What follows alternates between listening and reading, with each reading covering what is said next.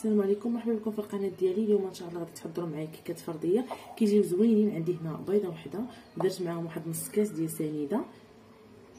من بعد ما نخلطهم غنزيد عليهم واحد نص كاس ديال الزيت. غندير دابا الزيت وغنخلط تيتجانسوا المكونات. غنزيد واحد القرصه ديال الملح ضروري.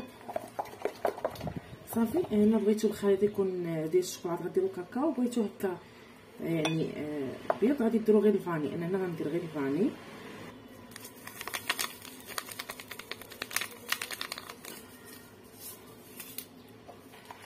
هنا عندي جوج خمارات، غادي نضيف جوج خمارات.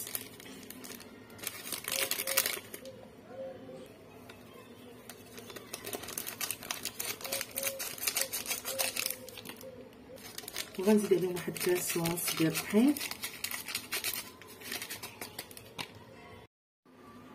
هنا من بعد ما ضفت كاس ونص ديال الطحين، هذا هو القوام اللي كنحصلوا عليه.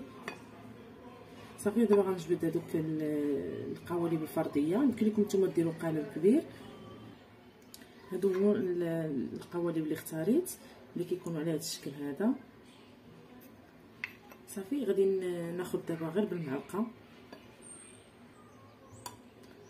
ما غاديش نعمرهم بزاف لان فيهم جوج خمارات، يعني مازال غادي يطلعوا في الفران.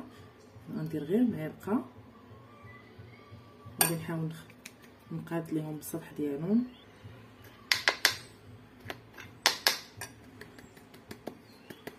صافي. نخبطهم بحال هكا باش الا كان شي هواء لداخل كيخرج. صافي. وغادي نتبع هاد كاع هاد القوالب كلهم غادي نعمرهم وندخلهم في الفران. بعد ما نخرجهم نوريكم ان شاء الله الشكل النهائي.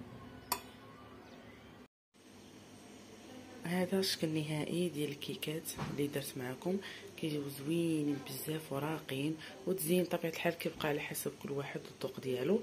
كنتمنى ينالوا اعجابكم، وما تنساوش تخلوا لي التعاليق ديالكم. شكرا لكم بزاف على المتابعه، والصحه والراحه.